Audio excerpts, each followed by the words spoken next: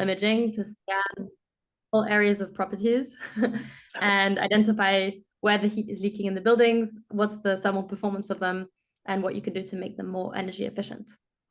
Yeah, and my journey into climate tech has been, I guess, a bit zigzaggy. My main focus when I started out my career was I realized I liked software and I care about social impact. So the question has always been like, how can you have impact at scale working in software? And that's kind of what led me to climate and Kestrix. Cool. Amber. Oh, sorry, that was Amber. Allison. Hi, I'm Allison. I'm based in New York. I'm working as a software engineer at Flipturn. So we're focusing on like fleet electrification. We work with lots of cities and like large companies who are trying to like electrify like many sites across the country. So it's really, really interesting. We get to work with lots of like up and coming like charger and vehicle brands. So yeah, I've been there for around a year and a half, and I found the company because my classmate in Terra.do's like 12-week class started working there as the designer. So he reached out to me, and we're also like sort of looking for software engineers. So if you're interested, you can hit me up after. And then yeah, that's it. Awesome. Yeah, Sophie. I'm Sophie. I'm based in Chicago. I work for an organization called Invenergy. We are a renewables developer, owner, operator. So we go from land with nothing on it to full like wind, solar, transmission, hydrogen farms, things like that. And I work on the operations side as a data scientist.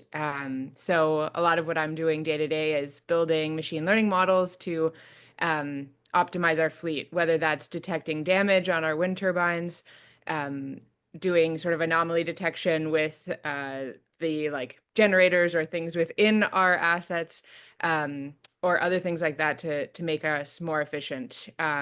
And our main, our main product is the energy itself. So we work with a lot of utility companies and then others who you can imagine might be interested in getting more electricity for, say their AI, things like that. So excited to be here and chat with you all about something I'm so excited about, this intersection of software and climate. So thrilled that you're all here. Cool. Well, I think I want to take my first question to you, Sophie. And the overall question is,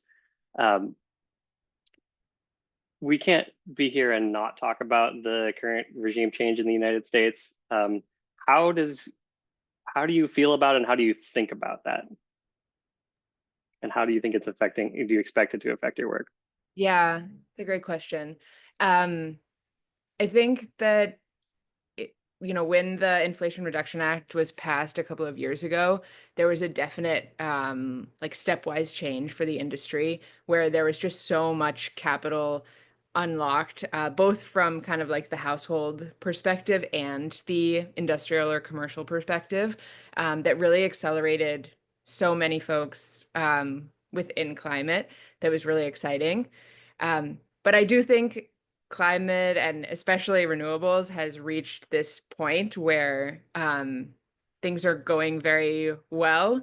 Like you can run a business or an organization, and the economics make sense. And so I think we kind of have tailwinds at our back. So while there will be some challenges, I think that this movement is kind of unstoppable at this point, and that's kind of what other experts around the industry are also saying. And I think it's also kind of like important to think about the details, right? So, for example, there was an executive order about both onshore and offshore wind, but it was about the federal permitting that makes that happen. And there was a rollback with that federal permitting. Well, for example, Invenergy, which is one of the largest developers, which is where I work, most of our permits are at the state and local level. And so, of course, those federal permits will make an impact. But actually, if you go into the details, like the administration can have their headline of stopping onshore and offshore wind, but in actuality, it might not be as big of an impact as you might think. It might not halt all new construction. So, it's there's going to be headwinds, but I think it's useful to look at the larger picture. Yeah. Amber and Allison, any thoughts on that for how it affects you? Or how you think people should be thinking about it? Sure. I also agree, like for a lot of our customers, we haven't really seen any impact on the ground from any of things. They've already like received the funding and like have broken ground on these projects. So I think that's been really promising to see. I think also like there's a lot of like charging expansion happening in Canada, Mexico, and like in Europe. So I think always we have backup options to look at other countries. We're already like working in Canada, for example. And then another thing too, like Sophie's point about how it's like really cost effective these days, like it's more obvious to choose renewables. There's like one customer in New York where there's actually like this fine if you're like a diesel vehicle who's idling in the city for more than 3 minutes. So it's kind of funny. There's like a bounty program. So it's Wow. they did the cost analysis and they're getting like hundreds of thousands per vehicle and like fines. So it's actually more cost effective to transition to EVs. So yeah, it's kind of fun to like see how it's playing out on the ground. Yeah. Amber, any thoughts on that? I know you're not in the US. Yeah, we're based in the UK. I mean, I think the general thing is to always stay adaptable, right? So I guess the way I like to think about software is like it's really good at the end of a chain of like so many people in the past have like put in all this work to push for behavior change, for policies and all of that. And like software kind of comes in at that last mile. It's like, how do you help deliver that efficiently? And I think like, for example, at Kestrix, right, we're focusing on different types of users. So for example, the social housing provider space is very much facilitated by policy and by funding that's released by the government, but we also can tap into other user bases. And then the main argument there is how do you translate the value beyond just the climate argument? Like, again, you can translate, you know, insulating your house better to the impact that it has on your energy bills. And I think you just have to get creative about making sure that you're always looking for different ways to to pitch the argument. Yeah, get creative. I feel like that's just a huge theme in general. Like there have always been headwinds to working in climate, and that's one of the reasons that it's such an important place to be, I think. And yeah, I love that, Sophie's point. Like there may be headlines, but there's also a lot of we've been developing tailwinds and flywheels that are spinning up. Melinda says, "Phew," from North Carolina.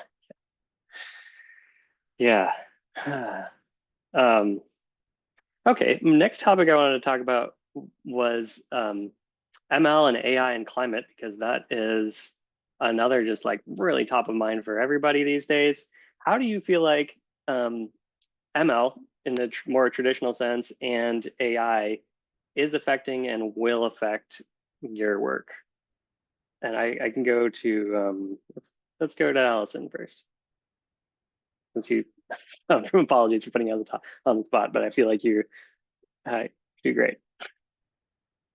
Yeah, let me see.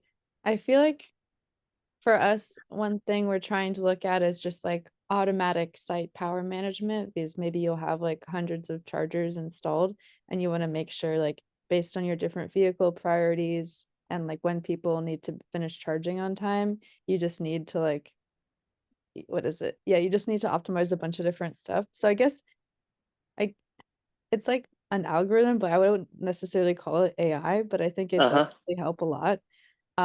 Thing though is a lot of our customers, they don't want it to be a black box where they can't control it, because they're like working with all these teams of like technicians, electricians who are like getting dispatched to work with the chargers too. So if they're not able to analyze exactly like why a change happened, then it's like really, really hard for them. So our goal is to try and like provide recommendations too, to help them figure out like the cheapest like distribution of power throughout the day, so it'll reduce their utility bill, but also like give them the final like consent to take that action. So that's like a lot of what we're thinking about right now. Another thing too is just like making stuff really, really readable. So because a bunch of chargers will like send different kinds of error codes, and they'll also like interpret this one like charger protocol in slightly different ways. So just like trying to help them interpret it and also figure out what is like more of a serious issue. So I feel like it's for us, it's a lot more of like data analysis and recommendations than like fixing Mhm. stuff. Yeah. Got it, yeah. Yeah. Does that reflect the same with you for Amber and Sophie? I mean, I guess what we're doing at Kestrix would not be possible without ML. I'd say it's closer to ML than AI. We're not doing generative AI in our workflows. But the fact that we're able to fly drones and get images with visible and like thermal data, and then from that get to like 3D models of buildings with working on like predictive estimates of the U value of all of the bits of that building. Can you explain what a U value is real quick? Yes, sorry. So a U value is a quantitative analysis of a building. So each of the building components will have like, the window leaks a certain amount of heat and the door a different amount. So U value is basically a measure of that. So it's how much heat escapes per square meter per second per hour, sorry, through that surface. And so if you have the U value for each of the building components, then you can get down to what is the actual like space heating demand, like how much energy do you need to heat your property to a certain temperature over time. So you're looking down from a drone and like sort of looking at each of these buildings as a little bubble that's trying to keep heat inside, or maybe cools inside in the summer. Yeah. And assessing how good it is, or where the space is for improvement. Yeah. So I guess like the AI piece there is, I mean, what's interesting is that we're tackling this problem of like, we have all these buildings, but there's just not a lot of information about them. I know in the US you don't have an equivalent, but in the UK they at least have like this thing called EPC, which are energy performance certificates, which where they send in a manual person to go and do a manual survey and kind of like go through a checklist to give you an estimate of that. The problem is that they're still not very accurate and often outdated and also very expensive to do. So it's like an interesting use case where AI can come in to get people data that they need to understand like where to start, what decisions to make. Yeah, I think all of us in the US in climate tech are jealous of those regulations, but also it sort of highlights that if you have a standard, you need to keep it improving also. So Sophie, I think you probably work the most directly with most advanced AI of the four of us, maybe. Yeah, I have a lot to add. I would love to also kind of touch on kind of very big picture, because I didn't really connect all of these until a few months ago. So I think someone sort of working outside of energy, it might be useful to chat through as well. Which is, there's all this talk about like AI using so much more fossil fuels. And I was very confused because so AI is contributing to load growth. So what I mean by that is there's sort of like a baseline amount of energy that we demand from the energy grid. And that can fluctuate throughout the day, and it also fluctuates over the seasons. But we have in the energy industry like great models of kind of like, in San Francisco, this is how much energy we need and how much we're going to deliver at every given time. And that like delivery, that sort of matching system has to be like second by second, very clear. So what's really interesting is with the kind of advent of AI, that load, that baseline load, is projected to increase, as everyone has kind of seen. And we don't know exactly how much that's going to be. Some people say 1 to 2%, some people say over 10%. Probably it's somewhere in between those, but we're not quite sure where it'll land, because it depends on both sort of training those models and the compute power to do that, but also serving those models and the compute power of how many people are actually using them. Anyway, so when I heard about the baseline load increasing, I thought, oh, great, we can meet that with more renewables. This is fantastic. And I think what I learned recently that was so interesting is that the real problem is the permitting process to get renewables onto the grid. And that when even if Invenergy or any other developer said today, we have the funding and we're ready to build a new wind farm, that takes years. Yes, Allison. Years, yeah. It can take up to 7 years or more, and that may even increase under the new administration. So with fossil fuels, unfortunately, it's a lot quicker of a process. And so that's where the sort of connection happens of like, okay, we have this increased demand for energy, but actually renewables can't meet that demand. Fossil fuels are better positioned to meet that demand because they can get onto the grid faster. So that's where the sort of headline problem lies, I think, and all of these connections between like AI being a climate problem. So just wanted to give that because I didn't understand this and I work in this space for a while. From sort of the internal side of my day-to-day, machine learning is kind of what I do with 95% of my time, and wanted to give a couple examples of what that looks like. I'm building a model right now where, similar to Amber, we use drones to take images of our wind turbines.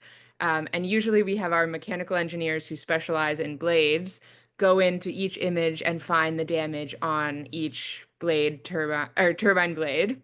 And this can be really important because a tiny, tiny little crack over a couple of months can expand to the entire blade. The whole turbine like becomes basically a banana and catches on fire. Oh goodness. Can I ask what these are made of? The blades? The blades, I think it's like a lot of composites. It's probably like carbon, the like Okay. the like Yeah. carbon that's in your Carbon sneakers. fiber and stuff. Yeah, Carbon right. fiber. Okay. So the yeah. blades crack and then what happens? So they can like crack, and then because they have so much momentum, the entire turbine can become like a banana and split in two and catch on fire. Which obviously is a real problem. So what our computer vision model does is go in and find the damage on those blades preemptively, so that our engineers are not responsible for looking through thousands and thousands of images. So that's kind of a traditional deep learning, machine learning, computer vision application. And then I also lead our generative AI program at Invenergy, where we're starting to look at Gen AI applications across the entire organization. And this is exciting because usually in my day-to-day, we look at numeric data that's coming off of our turbines or solar panels or things like that. But it really opens us up to all of the reports and contracts and permits that we have across our organization. So one example that we're building right now is we're taking energy tariffs and we're able to summarize them and, have more of a Q&A for our team that does more of the power trading within our organization. So that's just one example. I can get into it further, but I don't want to take all of our time for AI. But basically, headline is there's a ton to do in both ML and AI, and very exciting space to be. Got it. Yeah, and that like load growth from AI is a big thing, but also it can be counterintuitive what it's doing. Yeah, absolutely.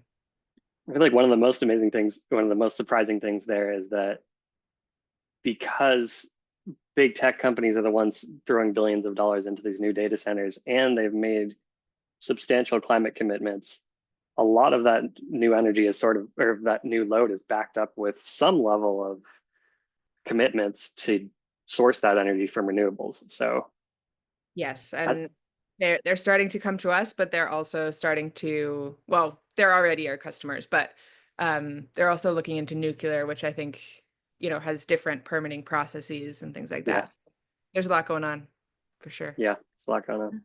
And then I think in the model space, right, the reason why it's grown so much is because we've shifted to this idea that the bigger you make your model, the better output you'll get. And so we kind of went through this trend of like getting bigger and bigger models that have been trained on like huge data sets. And now, because like the bigger the model, the more expensive it is computationally to like carry out inference on that model. Where people are like shifting away again to try and get like more specialized models that don't necessarily do everything, but are a bit smaller and do that specific thing that you need, requiring a bit less of computation. Yeah, absolutely. There's more competition in the space, and people are learning how to do more with less. I'm seeing a couple of questions coming in through the Zoom question and answer feature, so I want to go to a couple of them. First one from Ellen, it says, can you give a, for example, demonstration? I have ArcGIS experience, but I'm interested in what tools you use and what capabilities are possible. That's probably an Amber Sophie question. You may have already answered this question. I'm hearing a lot of interesting applications. So Yeah. that, you know, I, in all fairness, I asked that question at the very beginning because you said we were just going to talk. And so I thought, yeah. oh no, I'll never know what they can do because I won't be able to see it. Okay. Yeah. Yeah. So there, yeah.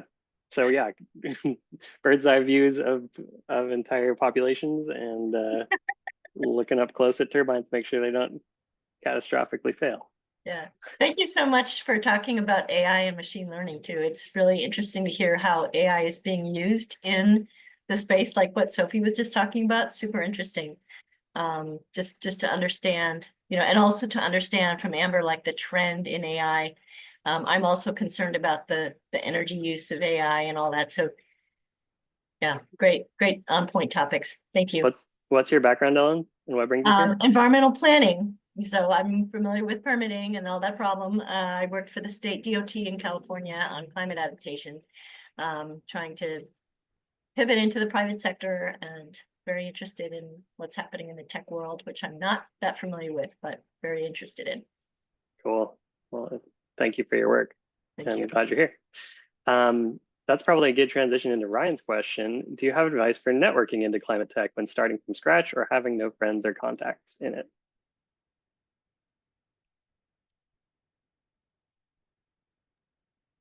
Yes.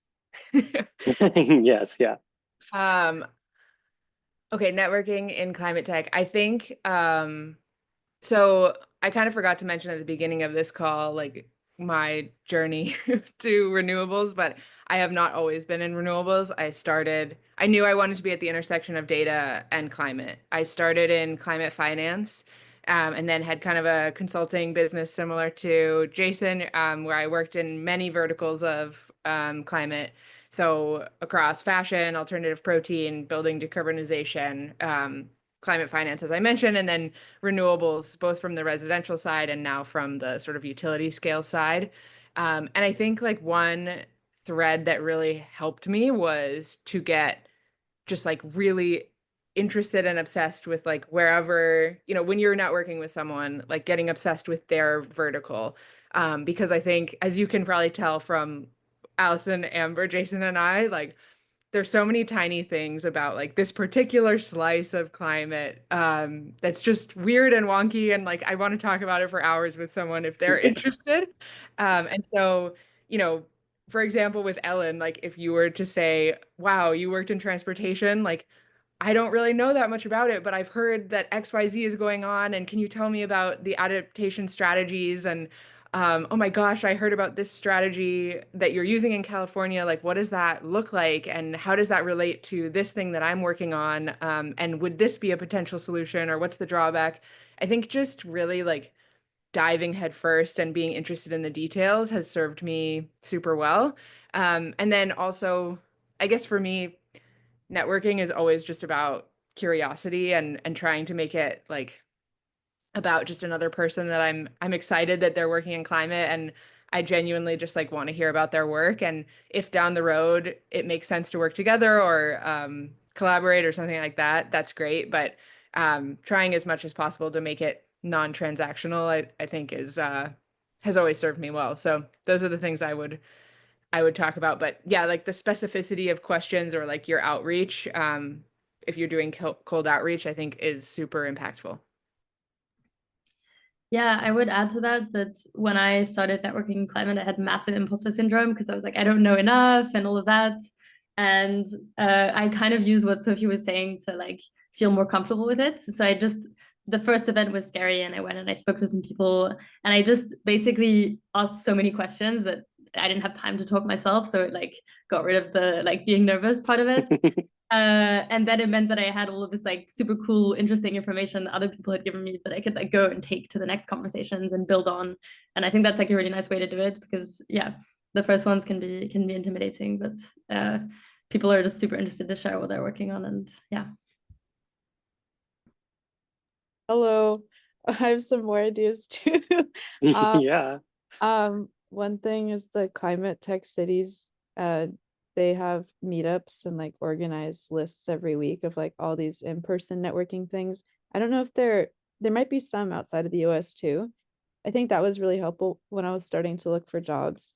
I also like agree with everyone's advice already. And then Hack Summit New York, or kind of like similar, like climate, Hack Summit New York is like a climate focused conference. And two of my friends actually volunteered for it. So you get to like be at the conference all weekend. And it's like a huge networking thing, but also like your main thing is to help provide service. So I feel like as a result, people are like more inclined to like help you out in some way. So that helped my friend get a job recently. Another thing too is like for example, like Climate Tech New York, there's all these like sub weeks, like Ag Tech, where it's just like cool farm tours or like biking around and looking at mobility in the city. And I feel like we're like Sophie was saying, like picking a very specific niche and like going to that event is really helpful, even if it's more of like a casual meetup, because like really important people ended up being at those events. And another thing too is like trying to write, or like however you can share about your journey, because I was really scared too to put it on LinkedIn. But even like little like a few paragraphs, people will see like what you're curious about and comment, and then it'll like attract people who might want to work with you in the future. And yeah, I also like got that feedback too, because I like wrote a blog when I first joined work, just like 2 or 3 things I learned from the first conference I went to. And that was one of like our most well-received blogs, because people were like refreshed to see an outsider's perspective on this like very niche field. So I hope that helps dispel like imposter syndrome, because everyone's input is valid. Yeah. Or like helpful. Yeah. Yeah, that was a great question, Ryan. Thank you for that. Do you feel like you got it answered? You have about 2,500 things to do now. Oh yeah, exactly. I really appreciate all the input, ladies. Thank you very much. Yeah. Yeah, and so when you three are on the side of being in climate tech and hiring, like what do you look for? And then also in particular, how do you think about diversity when you're doing that? When you're hiring, or just in general, how do you make sure that you have diverse voices in the sector? Yeah, I'd say, I mean, as a startup, it's really important to have that in from the start. It's really difficult to hire diverse if you're not diverse in the beginning. And I think Kestrix done a really good job of that. I think especially, right, if it's like engineering, right, can be a bit more of a male-dominated field. So having women on the team is really important. And I think there's a definitely like an aspect of getting to at least like 2 or 3 women, and once you've got that, then it like makes it more comfortable. And yeah, I mean, same with other, like at Kestrix we have people from lots of different countries. There's like a total of I think 7 languages, and it's really, I think, the result of the company making sure that they hired diverse in the beginning. I don't know, Sophie and Allison, if you want to add to that. Okay, yeah. Oh, one thing too, it was really helpful. Just like when I was looking for a job too in climate, this is from the recruiting side, but just like making sure to suss out the values of the founders you're talking to, or like the employees there, making sure they have like good work-life balance and they actually care about stuff beyond just the climate mission. I think that was one thing that surprised me, is like not every founder cared about that stuff. So I was really happy to end up where I am. And then to address like the recruiting diversity stuff, I feel like it's similar to other like tech spaces. Just like we've been really intentional about like every step of the pipeline, trying to see like where women or like minorities are falling off the pipeline. So one thing that helped was almost like recruiting more than half from like women and diverse like groups, to make sure like it'll stay like more even throughout. Another thing was like having like a very specific rubric, because if we are just going off of vibes, I think it's easier to like disqualify people when maybe they just have a different like style of coding. So referencing that rubric. There's also like recruiting agencies that are like there's one called, I think I'll look it up. It's called like Leopard or Panther, and that's like focused on referring like women and minority engineers. So I think that's been really helpful. So yeah, I think those are a few things we've been doing. Oh yeah, Sophie, go ahead.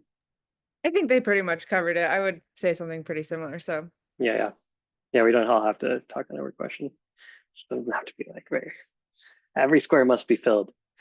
I am an engineer, but I try to have a little flexibility too.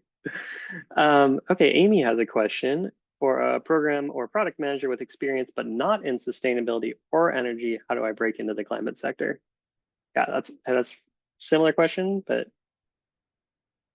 there's also maybe some different answers there. a couple of thoughts. Yeah. I think for anyone, there's sort of like the sector you're in or industry, and then there's kind of like your hard and soft skills. And I think you can sort of like think about them in two different ways. And I think for all of us, it was kind of like our work in climate is a combination of two, right? It's like the engineering piece and the climate piece, or like the vertical of the climate piece.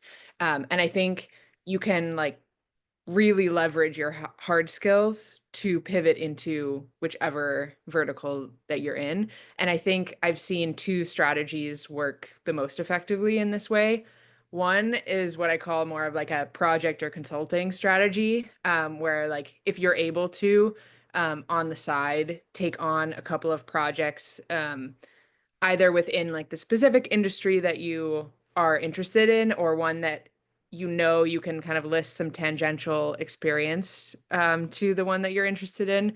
I've found that extremely effective in building out your resume. And you can sort of say, I was in a product or project management role in this other industry, and then I leveraged it to sort of be in this specific industry, and now I want to go full time into this new industry. I think that can be really, really effective. And the other way, I think, is I guess I've gotten a lot of questions of like people who have a certain hard skill who want to be in climate in a different hard skill. So like maybe they want to become a data scientist, but right now they're an asset manager or something. And for someone who is on this call who might be interested in that, another avenue for doing that, I think, is using your initial hard skill to get into the industry that you're interested in.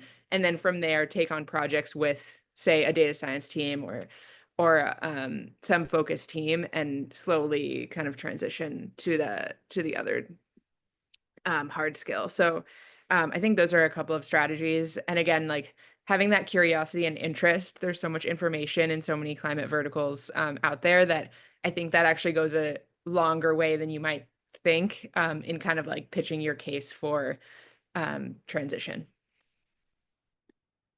Yeah, totally. Great. Yeah, I think, go ahead. What was that? Just thank you. Oh yeah, great. Yeah, Amy. Yeah, absolutely. I think another thing to keep in mind is that we have this saying at Option Zero that every company is a climate company. And Mark, it's a little bit of a spin-off of Andreessen Horowitz, or Mark Andreessen's quote that every company is a software company back in like the 2000s. But we're getting to where it's you need efficiency in everything, and like just having a climate lens on everything, no matter where you're working, can be good, and you can kind of sell that. Yeah, Allison. Oh, one thing too, that we look for in interviews for like more business or product people is just like at least some background research on the subject area. And one thing that we recommend to candidates is like a lot of consulting firms spend their time like putting together reports of the state of the industry. So even just like reading that and then maybe coffee chatting with people to see like common pain points could really help a lot when you're interviewing to stand out. Totally. Oh, one other point on Jason's point, which I think is such a great point, Jason, of I think sometimes the like least sustainable looking companies are the ones where you're going to have the biggest impact, truly. Like one of my friends was in like an industrial parts uh company, but she was in a sustainability role. And I thought it was so cool because like the scale of how many things she was shipping to companies and like the access she had of all of these different parts that are going to all of these different industries was just immense and like probably bigger than any impact I had had. So I think like sometimes it can be appealing to like be directly in renewables or directly in EV, but if you're motivated by the impact, sometimes the greatest impact is in a sort of non-climate organization. Yeah, totally. Let's see. Oh yeah, this is also probably good. I don't want to make this session too salesy, but in our course, we have a very strong focus on building out those portfolio projects. Basically, the way that the course is organized is that we have 4 of these deep dives of themes that we've seen reoccur in climate solutions, like public data analysis, GIS, energy modeling, and one more. And for each of those, you get the potential to build out something resume worthy, and you get practice thinking about the general concepts that you might not have heard of otherwise. So one of our goals is that people coming out of the class will have not only a portfolio of projects, and there's also a bigger final project. Actually, let me send a link to our public final projects list, which is meant to be very like, hopefully very resume worthy and like something that combines your skills with the deep dives that we've done. That said, you don't need our class. I think I love the way my partner Jamie likes to talk about this, that like, you don't need our class to get into climate tech. You should do everything that these folks have been saying, especially if you're a pure software engineer. I think like 90% of the hiring there is just about software skills. And a lot of companies just won't even really look for add a climate filter on top of that. But if you need a kick in the pants, or you need a like sampling platter of different software X climate topics, that's what the class is for. So I'm off my soapbox here. We have another question for Sophie specifically. How much scope is there for data engineer or analytics engineer roles in the climate tech space? Focusing more on ingesting, processing, and formatting data to make them ideal for analytics use cases rather than more traditional data science roles. And how would you assess the quality and availability of data sets for the most impactful analyses in this space? Oh yeah, I have thoughts on this too. Yeah, fabulous question. I have great news for you. It's way easier to be a data analyst or a data engineer in climate than it is to be a data scientist. Just in terms of like, there's so much data. It is so messy. The industry generally, at least renewables specifically, is way behind in kind of like making use of all that data. So there is tons of opportunity there. We have a really big data engineering team, a data architecture team. We use Databricks, but I've also used Snowflake in the past and like other providers. So very exciting space to be in. I will also say this is specific to renewables, and I don't know who asked this question, but feel free to reach out to me and we can have a longer conversation. But I'll just mention that if you are specifically interested in renewables or other sort of like industrial kind of like product companies within climate, like Alternative Protein, for example, has a similar thing. You might want to look into something called Pi data, which is like data that's coming from sensors that are on assets. And it's like time series data, usually every 10 seconds.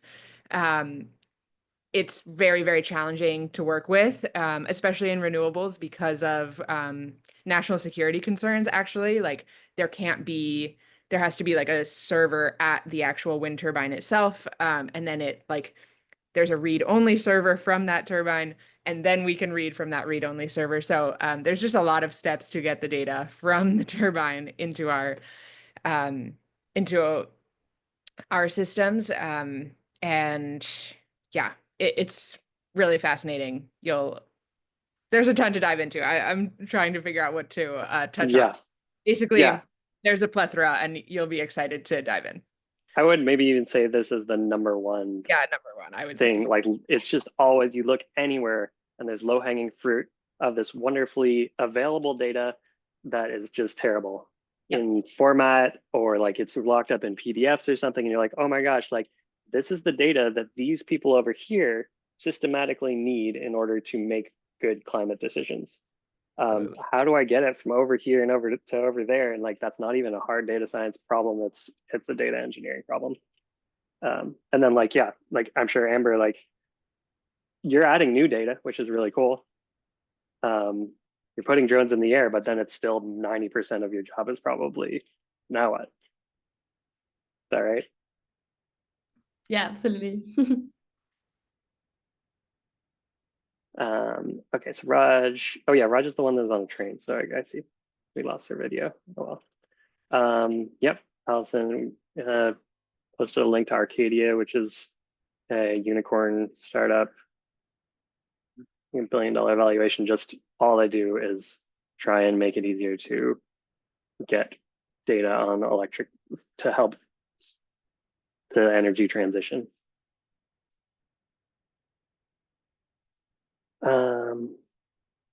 Cool. I think that was all of our questions in the Q&A. We have about 10 minutes left. So if folks do have things that are really top of mind, feel free to just raise your hand in Zoom. Otherwise, I'm gonna ask a few more higher level questions. And this maybe goes back to our first question about like the political climate, the like literal climate. How do you all balance your day-to-day work and like effectiveness with things that are higher level? Because obviously, like you work in climate, you keep your mission oriented, so you chose some way to find that mission. And you talked about being flexible before and like staying on top of things, but how do you do that without tanking your mental health or losing your effectiveness in your day-to-day work? I feel like this is just like one of these big questions for all of us these days. So I'd love to hear what you have thoughts on it.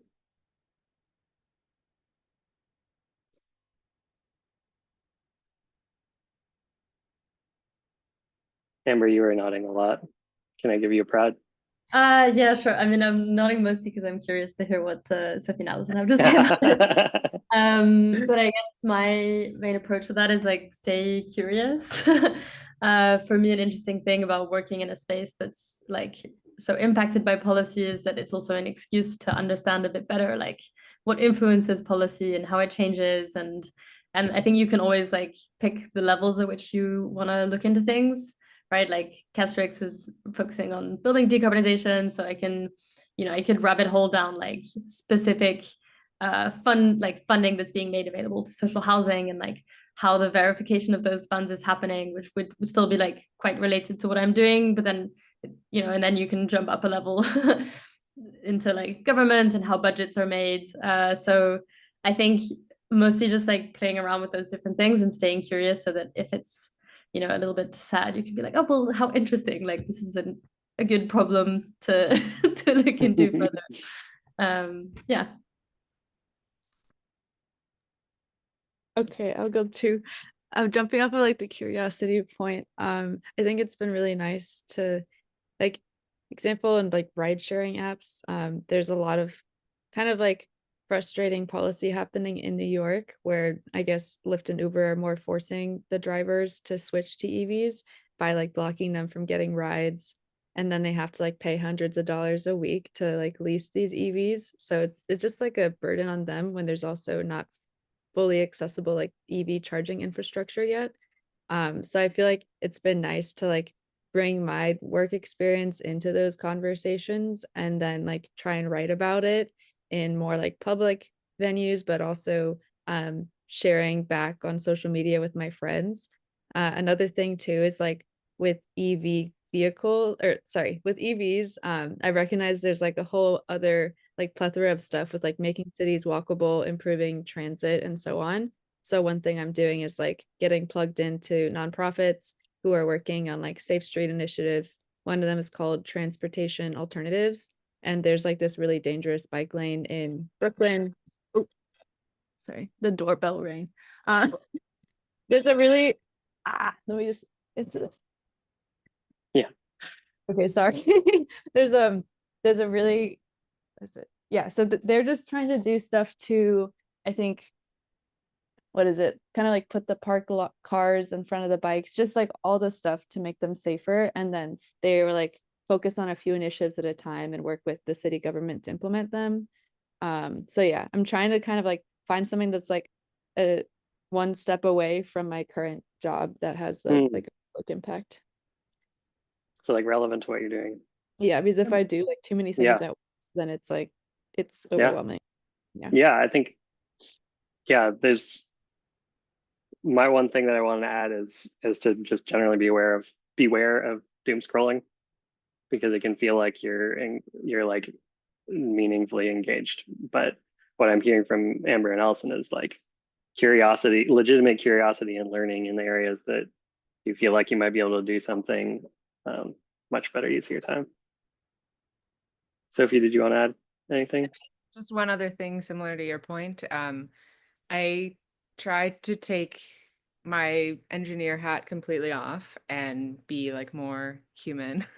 And some of the thinkers that I really love are like Ayanna Elizabeth Johnson. She does some really incredible work with like anthologies that's really looking at kind of like how do we envision a better future through climate change, not just solving a problem. And that's super inspiring. So I kind of try to just like open myself up to possibilities and interesting art and all that, and also community, and just like being connected with a lot of folks working in climate can make a huge difference. And I actually find that my friends who are not working in climate feel a lot more scared and depressed than I do. They're always really surprised how excited and like optimistic I can be. And a lot of that comes from seeing so many of my friends work on climate solutions and know how much work is getting done behind the scenes. So recommend those strategies too.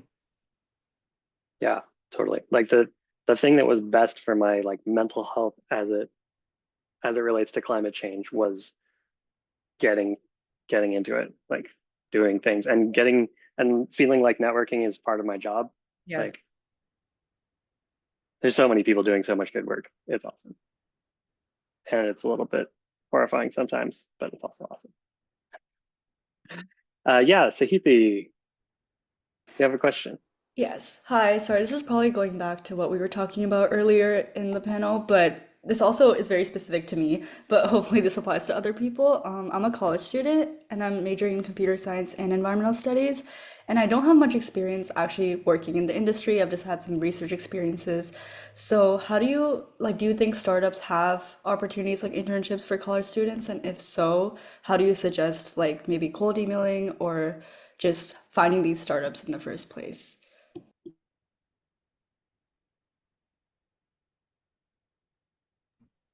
The answer is yes. We had an intern last year that was completing their master's.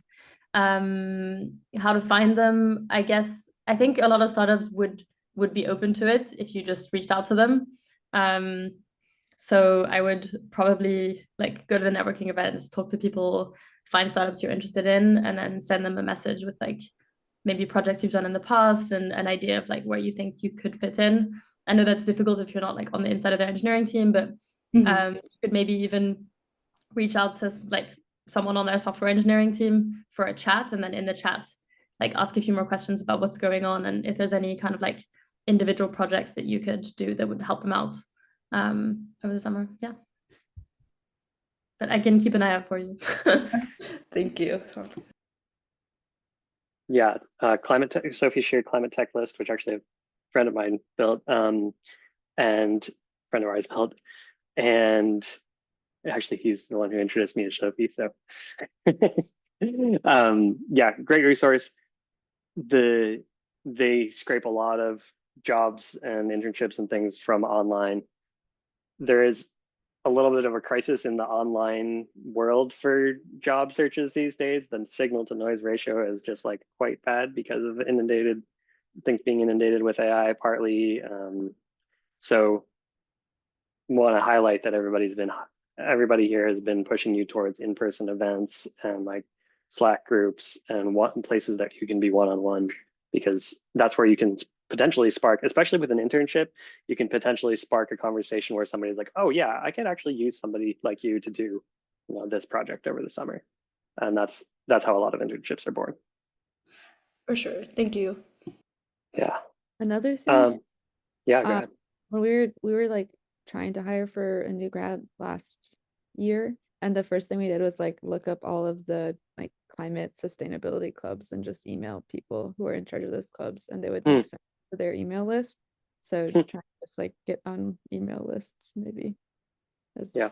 Yeah. My climate journey is a good list. Or work on climate is another one. Yeah.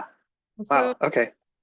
Yeah, go ahead. When I was in grad school, my university had a partnership with so it was Data Science Institute. They would like do a clinic. It's basically like a capstone. And I ended up working with Invenergy and then joined the same worked with. So I really recommend like looking for any type of like capstone or clinic, and being really specific. At that point in my life, I was very clear on what I wanted to do. And I was like, I'm either going to work on this clinic project with Invenergy or I'm not joining the clinic. So please put me on that project. Feel free to like be very clear about like, these are my top 3, or this is the only one I'll do if you can give me a spot there, things like that. Just so that you can like be very targeted. Yeah, my entire career, I wouldn't say that 100% of my job choices have been climate sourced, but it's just always been like a driving thing. And I've tried to like, I've known that that's something that I care about. So like, you're all here, that that's something that you care about, or that you're at least curious caring about. Let it be a guiding factor in what you do. Yeah, sorry if I know we're out of time, but if I can add to that, also just the more specific you are when you're networking about what you're looking for, the better. Like people often fall into this assumption that, oh, if you're too specific, then people aren't going to think of you on like other jobs. But actually, the more specific you are, the easier it is for them to like figure out what you're into. If there's something tangential that comes up, they'll like think of you. That's a really good point. So you're not just in the general pool. Cool. Well, thank you all so much for being here. We are just about out of time. I put a list, or we are literally out of time, -1 minute. I put a list of LinkedIn links for all of us, as well as a link to our class, if you're interested in that.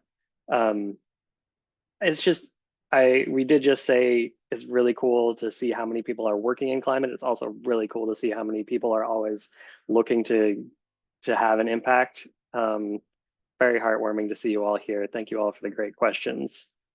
Good luck. And what are you doing, Allison?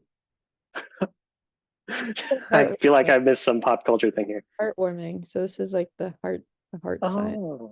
Oh, yeah. Awesome. Well, thank you all and have a great day. Thanks, everyone. Job search and everything. Bye.